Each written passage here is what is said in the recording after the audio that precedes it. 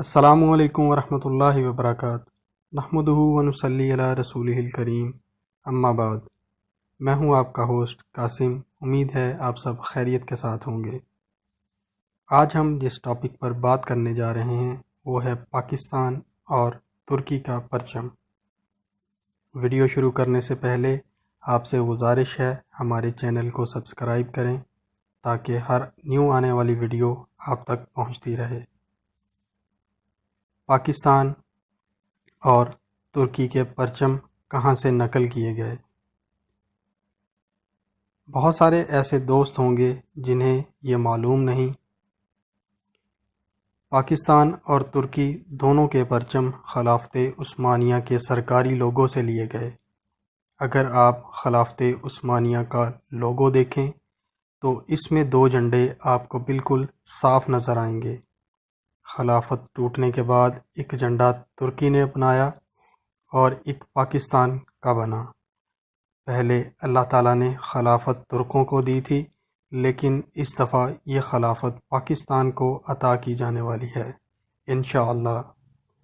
اس وقت ہم ٹیکنالوجی سے لے کر افواج اور اسلحہ و جدید ترین ہتھیاروں میں ترکی سے بھی آگے ہیں، اور ہم پاکستان غیر عرب بھی ہیں، یعنی کہ ہم عرب قوم نہیں ہیں۔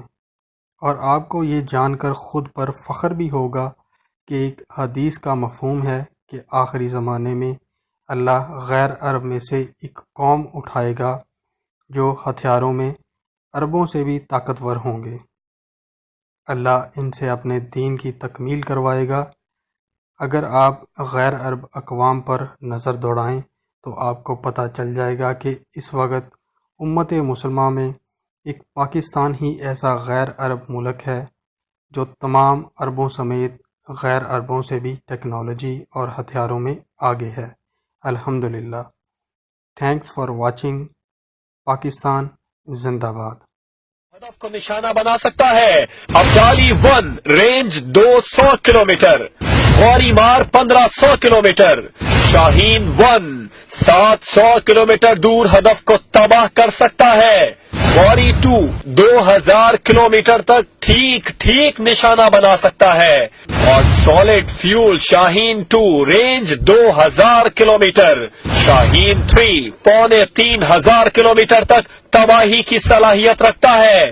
کروز میزائل بابر بھی بھارت کے کئی شہروں کو تہس نہس کر سکتا ہے۔ پاک فوج کے پاس 3000 ٹینک، 3500 توپیں، 36000 ٹینک شکن میزائل، 5500 دور مار میزائل ہیں۔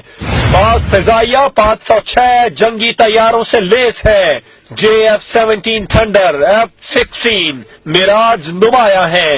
پاک بحریہ کا جنگی بیڑا 5 فریگیٹ جہازوں، متعدد میزائل بوٹس، 13 آبدوزوں اور 12 جنگی طیاروں پر مشتمل ہے، جو دشمن کو ملیہ میٹ کرنے کے لیے کافی ہیں۔